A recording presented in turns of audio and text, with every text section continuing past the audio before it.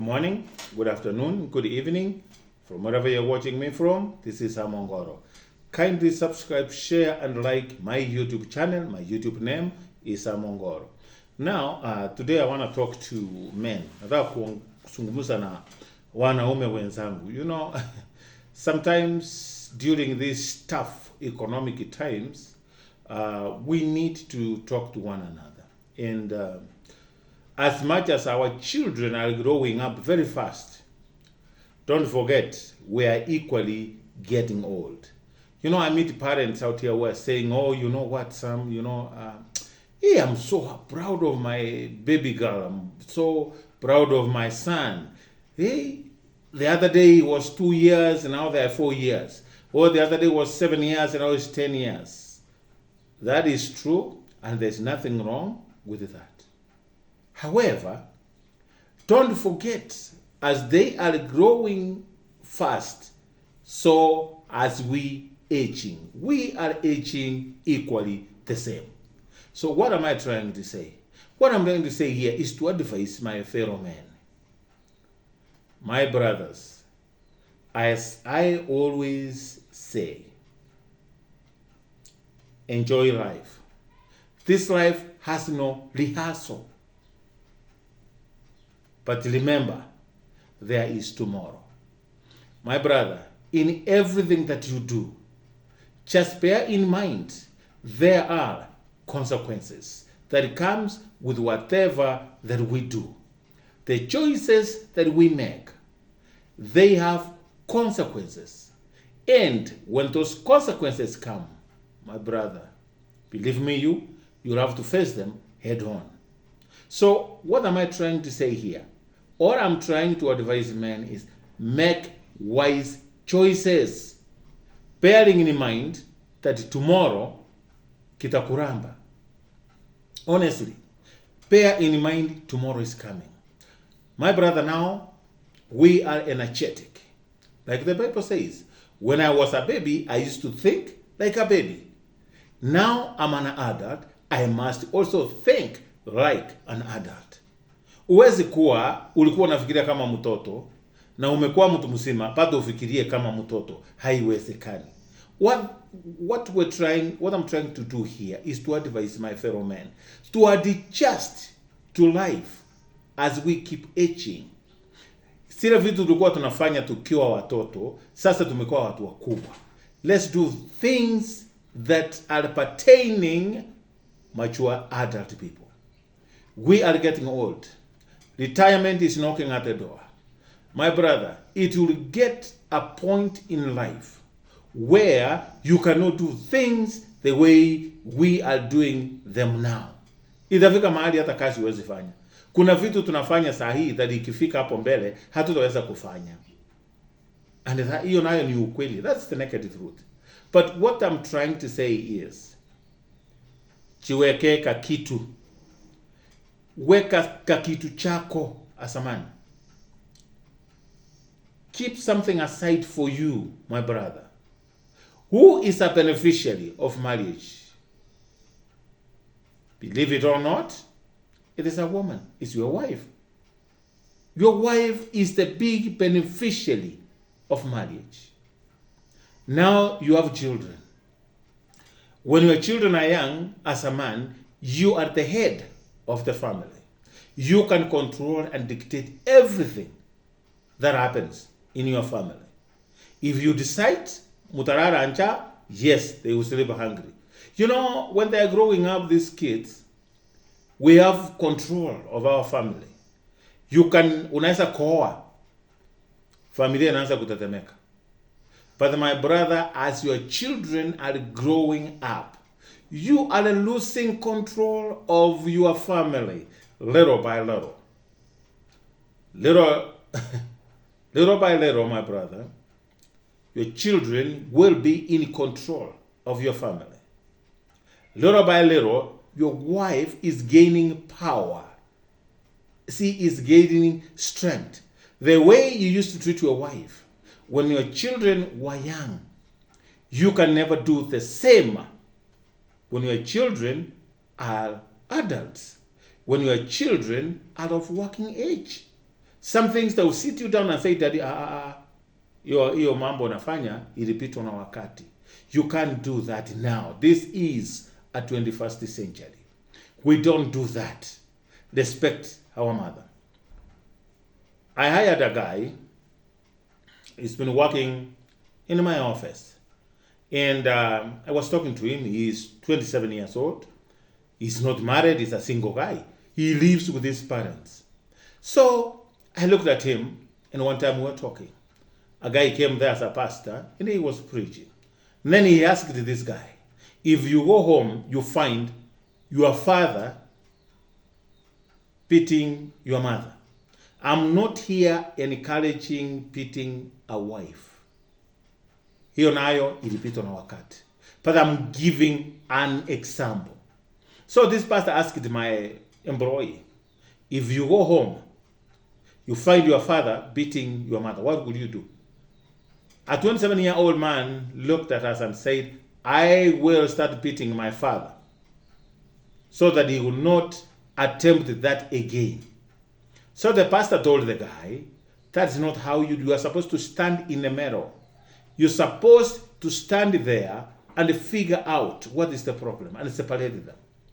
The guy said, no, I love my mother so much. So what happens here? I will slap my father.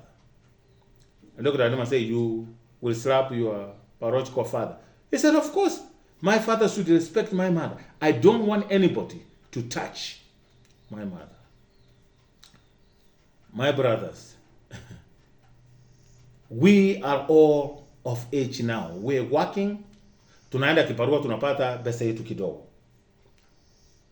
That is one example that tells you that you cannot control your wife the way you did when the children were young. As you age, you lose grip of your family. Now, the wife is power. Keeps what? Climbing up the ladder. Believe me, you. There's a guy I know, he was very masculine man. When that guy speaks, everybody else will be trembling. He was a principal, a headmaster of a primary school those days. Now he's retired. Now the guy had 3 children. All of them are overseas. They went to school there. They chose to live there. They're married. They have children. They're there.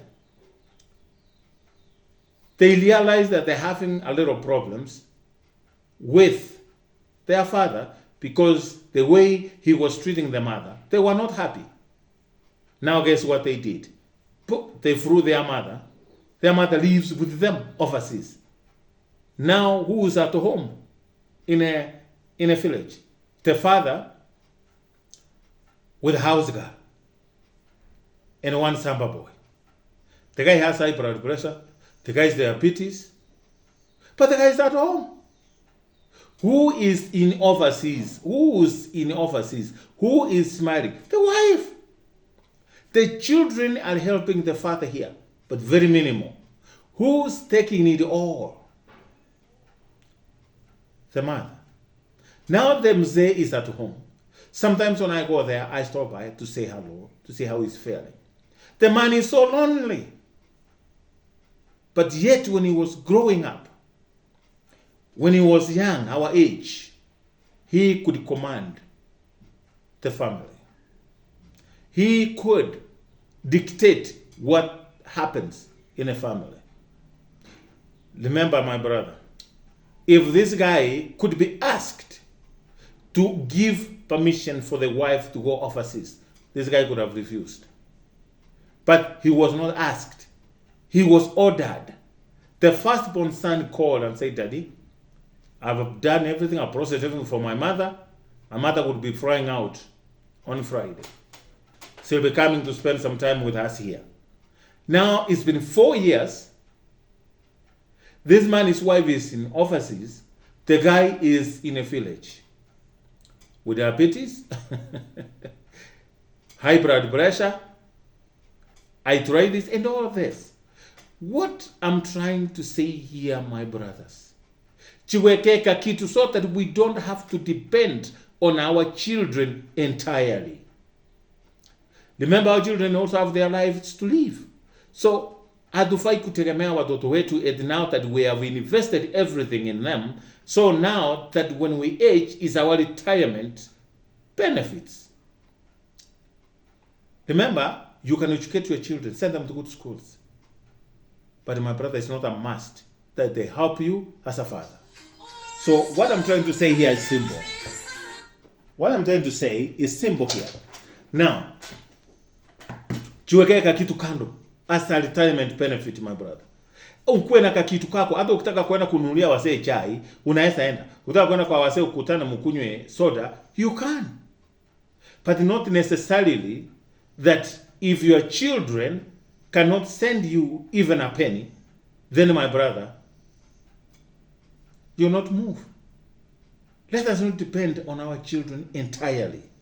Invest something for yourself. And this one, I will insist until I die. I'll tell men, life is very cruel. And like a lot of people say, my brothers, how you start is not a problem. Where you were born is not a problem. What you encounter in between is no problem. How you finish is what matters. How will you finish? Our finish line as men is when we retire. When we cannot perform the functions that we are able to perform now.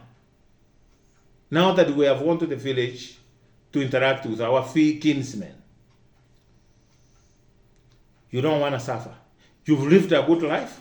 You've controlled everything. You've had your money. You could take vacations. You could go wherever you want. Now that you are retired, you can't work anymore.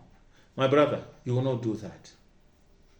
Guess what? Kama huchachipanga vizuri, my brothers, utakufa haraka. Stress will kill you. Utaenda nyumbani, you'll be frustrated, utaruka na akili, watu wanaanza kusema uko na Alzheimer's. Just because hukujipanga. If you are 40 plus, my brothers, anza kujipanga. As much as we are educating our children, as much as we are investing in our children, set something aside for you as a man, so that when it comes to the time, you'll have something to lean onto. Let me give you another good example here. Why I always speak to men. Mimi niko Nairobi. Ninatoka Nairobi, I go home to see my parents. Ukifika nyumbani, this happens. We all do it. It's not a secret. The problem is, we don't think this would happen to us tomorrow. We do it to our parents now, without bearing in mind that tomorrow is coming, it will be our turn. Our children will do it to us. Unaenda nyumbani, unapea mama yako 10,000 kando. You give her 10,000 ama 15,000. Sasa ile wakati ninarudi Nairobi, unatoka unapea baba yako 2,000. You give your father 2,000. Alafu then unaongeza mom 5,000 in front of your father. So baba yako anaona, anafikiria yeye amepewa 2, bibi yako amepewa ngapi? 5. But collectively mom has 15,000 or even 20. Mzee amepaki na ngapi? Na 2,000. Kwa sababu hao wanasema, unajua mom hata hiyo pesa ukimbea hatatumia vibaya, atanunua chakula kuja kula na baba. But the father ataenda kuburudika na wazee wenzake huku na kule, hatafanya nini? Hata kumbuka, hata nunua kitu kwa nyumba. Mom will buy salt, aleta kwa nyumba. My brother. My brothers. Chiwekeka kitu. Na especially hawa wanaume muko na second, umeoa bibi ya pili. My brother, I am telling you as a sober mind guy, I have seen things. Don't dismiss me. I have seen things. You find umeleta bibi wa pili. Now watoto wa kwanza ndio wamesoma shule mzuri, ulikuwa na nguvu. Do you know my brother, watoto watamaliza shule waende watachukua mama yao, hata they will not even support you. They will hate you because you uleta bibi wa pili. Lakini kama ungekuwa umechiwekea kitu kako kama mwanaume, utakuwa na voice ya kuongea. Watoto they will neglect you. kwa sababu umeoa bibi wa pili, na upate huyu bibi wa pili watoto wake hawajafaulu kimasomo vizuri ama kimaisha, my brother, utaishi maisha baya. I know a father who did that. Aka neglect watoto wa bibi ya kwanza, na watoto wa bibi ya kwanza ndio wamefaulu. Hawa wa bibi ya pili wote hakuna mwenye amefaulu. Huyo mwanaume sasa aliretire, ameteseka, alianza sasa kutusi bibi ya pili, akakimbia kwa nyumba ya kwanza because ndio wamefaulu, ili apate kitu ya kukula. Hawa watoto wa nyumba ya kwanza wakuja nyumbani, anasema look at my sons. Anakimbia papo hapo. Amehamia hapo sasa. Yet is a family alikuwa neglect. As a man, I'm here advocating as men. Tufikirie mbele. Let's think ahead. If you want to live a good life, si same pesa mamilioni, but where you can end month, unapata hata 5,000 wala 2,000 ama 10,000. Hiyo itakusukuma nyumbani. Kuliko ni mkono unanyoshea watoto wako every time. Mkono na wewe ni mzee. Utakufa haraka. Then ukiwaomba tena wanakuuliza kwani ile ulitumia nini? You have to explain everything. Na you know wanaume tuko na mambo mingi, unaweza pata wasee wenzako wanunulie soda mkunywe. So if you want to have that freedom, if you want your finish line to end very well, invest in something. Now, let me come to why I did this video. Yaani unapata mwanaume uko na bibi na watoto 4. Mungu amekubariki with 4 children. And then my brother, you find out unakimbia tena, you are struggling, hata wewe mwenyewe uchashiba. You are struggling to feed your first wife na watoto wake. Then wewe unarudi, unaenda kuchukua bibi ya pili. To do what? Wakufanya nini sasa? My brother, hata wewe ujipende. Wanaume tujipende kidogo. Wanaume tujipende kidogo. Let's just have little love for ourselves. Remember, ukijipenda, you can be easily give love to others, because you cannot give what you don't have. You cannot give what you don't have. Tukue na upendo, tujipende kwanza, so that everything good, let it be for us first before anyone else. Otherwise, kama hauna, you can't give what you don't have. Yani you are struggling to feed your family, then you go unajiongezea mzigo mwingine. Hii nyingine utajamalizana, hata hii nyingine hujawatosheleza financially and everything. Then my brother unaenda kuleta mwingine. Sio ni kujiua. Then you start now blaming everybody. Hapana, hata unaleta uchawi kwa familia yako. My brother, tujipende. Mabibi 5, 10 ni wale watu wamejiweza. Niliona mwana mwingine ameoa bibi 2. Ameweka in a 2-bedroom apartment. Wanakaa kwa 2-bedroom apartment, not even single rooms, separate ones. A 2-bedroom apartment. Mwanaume anakuja anaenda analala, huyo wako in a 2-bedroom apartment. Alafu nikimwongea akaniambia mimi ndio mwanaume. Mimi naweka bibi 2 kwa nyumba. Na wako na watoto. Na hao wanawake hakuna mwenye anaongea. So akienda kulala na huyu, watoto wanatoka wanatoka kulala na huyu mama. Na akikuja kwa huyu mama watoto wanatoka wanaenda pale. Akilala na huyu kwa hii room, asubuhi mwenye amelala na watoto ndiye anaamka apike breakfast, atengeneza watoto watalisha waende shule. Yaani huyo mwanaume mpaka nilimhurumia. Then ananiuliza, nimefanya kazi for over 40 years and yet I have nothing. Hilo unapanda ndio utafuna. Na nikamwambia vizuri my brother. But my brother, you have 2 wives. That's an achievement. Hiyo ndio unapanda na ndio utafuna. Ndio umefuna. So wanaume tujipende kidogo bwana. Weka last kando. You know when you are young, you're attractive, uko energetic. Unaweza you can be attracted to so many girls. Thinking that there are so many women out there. Wait until you start looking for a wife material. Ndio utajua women are scarce. So whatever you have my brother, cherish it. Kwanza jitosereshe na wewe uone kweli mimi ni ndume. Hata nikileta wa pili wa tatu, I can manage. But usikimbie, maisha haitaki haraka, haitaki mbio my brother. Honestly, haitaki mbio. Haitaki mbio. Ni vizuri uteseke ukiwa mchanga, lakini usiteseke uzeeni.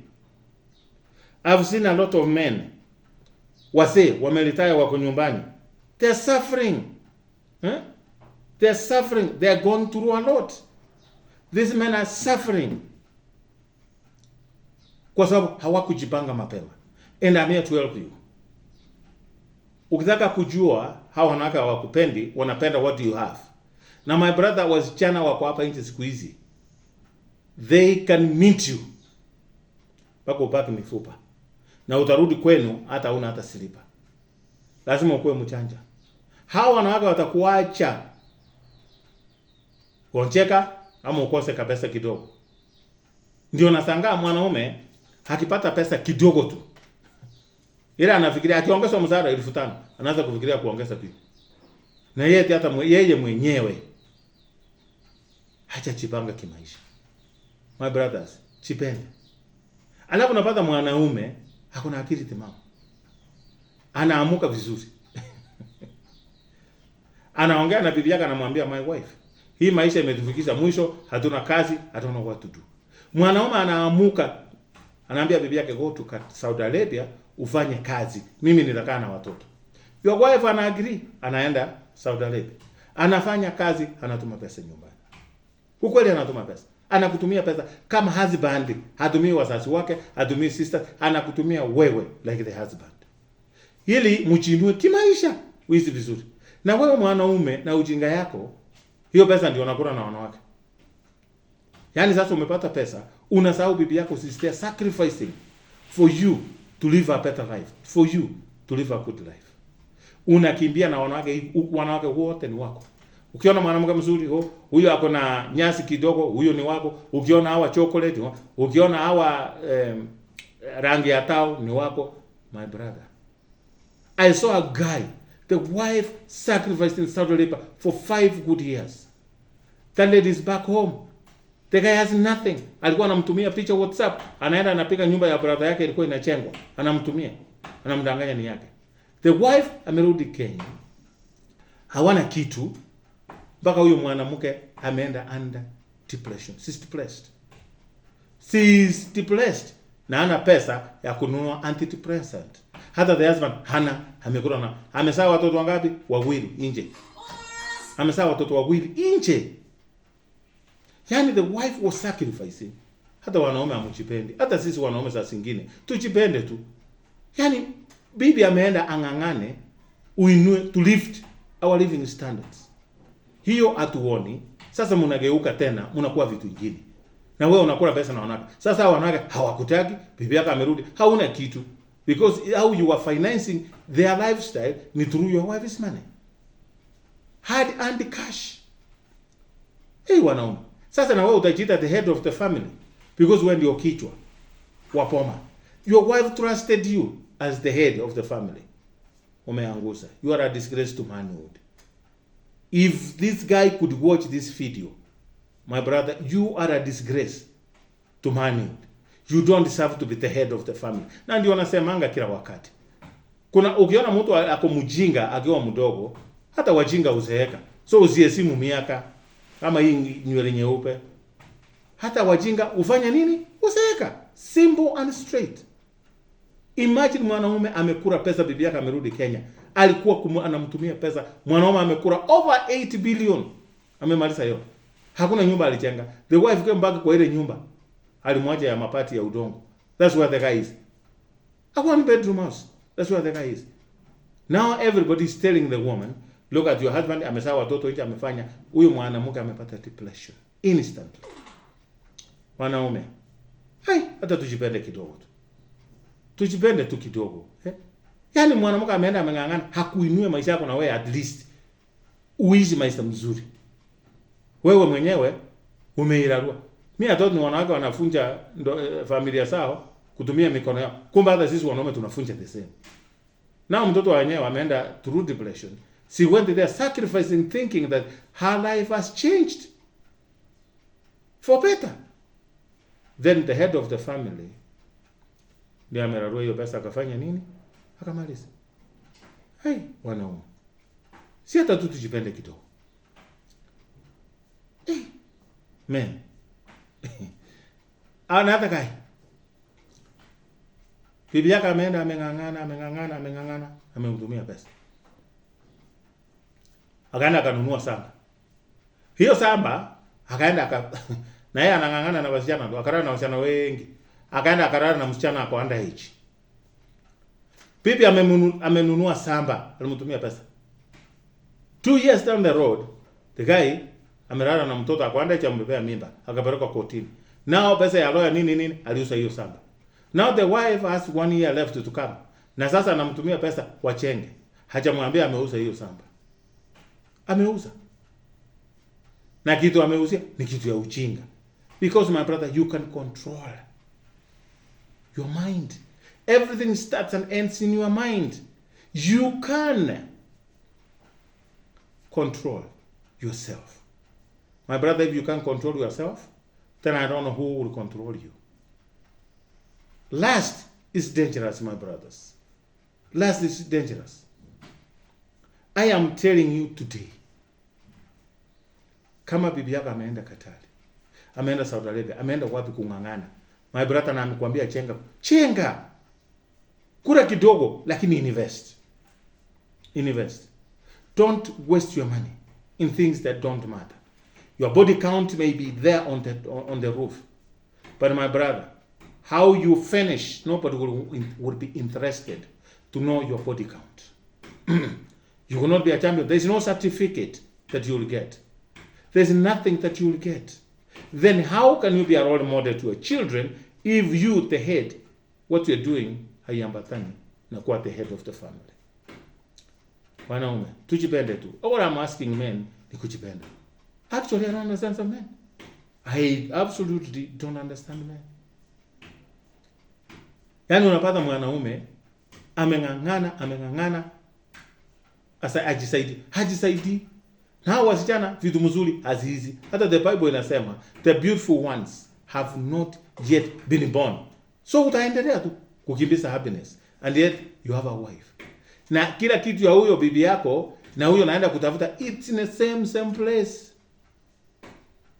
It is the same thing, my brother. Mwingine alisema sukuma ni ile tu. The difference is how you cook it. Na mwingine akaniambia nyama ni ile tu. Tofauti ni inategemea na butcher mahali utanunua hiyo nyama. Naweza nunua ingine Kawangwale, ingine wapi, ingine Runda. Nyama ni ile tu. Tofauti ni butcher mahali umenunua.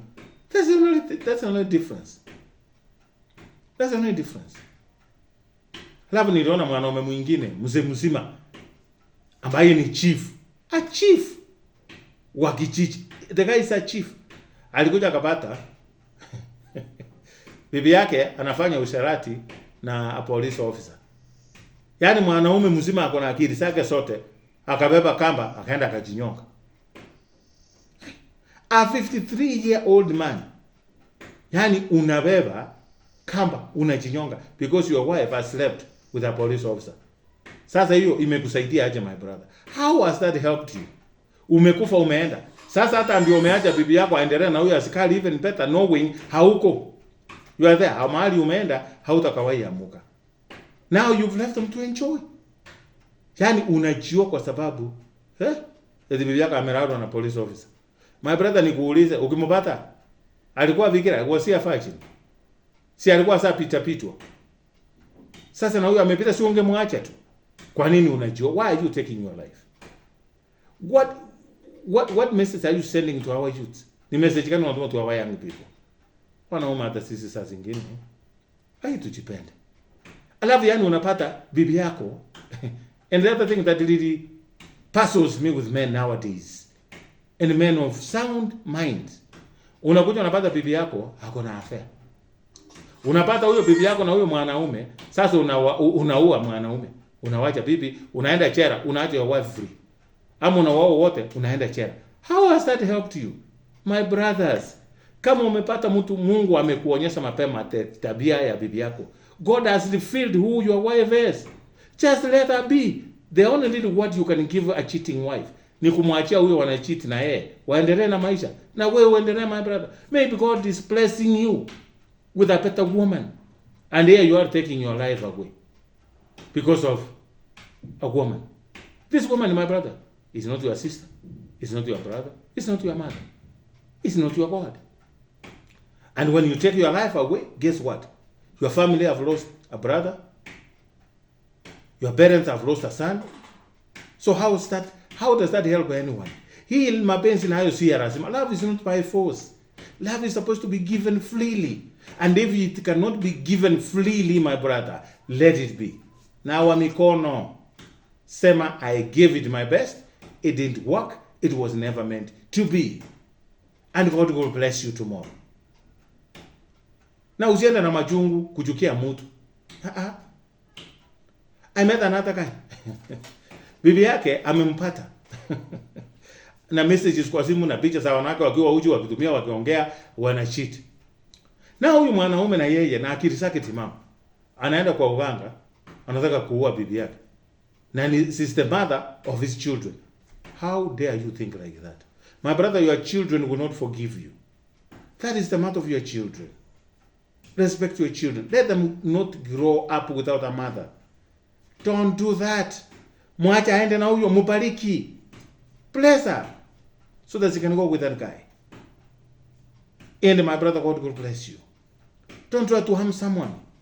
Eti kwa sababu bibi yangu alikuwa nikitoka asubuhi, bibi yangu ananitusi, wananiambia hata uende hiyo gari ikuue, hata ama isipokuwa ikukate miguu, ukue bed rest, nione nani atakushughulikia na that does not guarantee. That does not guarantee you kwenda kwa mganga kuua bibi yako.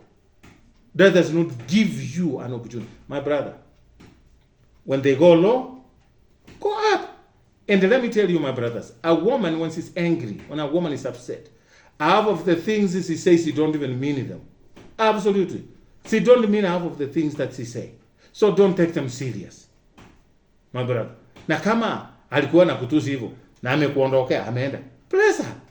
Aende mahali aishi vizuri. Na wewe Mungu atakubariki upate mzuri. Kwa nini unataka kumhamu? Remember, hata wewe my brother uko na adui. Unajua nasangaa watu, unaombea mwenzako akufe ama auliwe ama apate accident. Na wewe uko na maadui wanakuombea the same. By the way, tuombeane. Na imefika mahali sasa duniani watu wameona hata wanaona they are above God, hata waoni kuna Mungu. Yaani imefika mahali watu wanaona there is no God. Watu wameona wamefika level yenye hata hawahitaji Mungu. But I'm here to surprise and tell you, my brother, there is a God in heaven. If you know God, the fear of God is the beginning of wisdom. Or I can ask you, my brother, bless that woman. Let her go. Sister, mother of your children, lea watoto ninyi wote. Co-parenting. Lakini, don't harm somebody's daughter. Because you also have what? Daughters. You have sisters. You have a mother. What if somebody could do that to your mother, to your sister, to your child? How will you feel? Let us have empathy. Let us be kind to one another. Kindness is the only language that even the deaf and the blind could hear and understand and see. So let us be kind. Ladies and gentlemen, I was talking to men today. My brothers, invest for your retirement. Not tomorrow, start today. I know this is tough economic times, but start thinking towards investing for your retirement. Let's not pump everything in our children, thinking that they will help us when we get old. And what if they don't help you? You'll be depressed. No, my brother, you'll die. You die early. You die young. So let's work towards our retirement. And the time is now. If you are working, you are able kufanya vibarua huku na kule, fikiria mbele, my brother. Don't wait for time to catch up with you. Because who knows tomorrow? No one. Life is too good. So let us live a life that pleases God and a life that will make us happy. So that we don't have to hate our children because they're not helping us. We start cursing them because they're not helping us. But if you had invested something separate for yourself, my brother, you'll not be bothered your children if they help you, if they don't. But again, if they help you, it's a bonus. It's an added bonus. Simple and clear. So, my brothers, all I can tell you, let us work hard and invest. Weka hata tu nyumba tu mapati, hata nunua kasamba ushago. Weka tu nyumba tu mapati tu, my brother. So that end month unakuja unanyoosha tu mkono unapata 2,000 yako, na ndio ukunywe chai unaweka ingine. Watoto wakikuongeza ni sawa, wasipokuongeza uko sawa. Lakini hii that entirely we're investing in our children. Ama niona mwingine anasaidia family, relatives, saying that when I retire they will help me. My brother, no, shock on you. Shock on you. Jiwekeka kitu yako. Kitu ya mtu ni kitu mzuri sana. So chifanyie ka kitu. When you are able. How unasaidia ukiretire? Ndio watasema kwani anko alikuwa anafanya kazi, yeye hakuweka pesa. Kwani alikuwa anakula aje? Na yet ulikuwa una sacrifice kuwasaidia. And my brother always tell you, there are people who will appreciate you for giving them a drop of water. And there are those who will take you for granted for giving them the entire ocean. Those are human beings. You can do a million things to people and fail to do one. That's one they will remember, and they will crucify you based on that one thing that you didn't do. All I'm asking, my brothers, work ukiwa sopa. Weka kitu kando yako kidogo tu.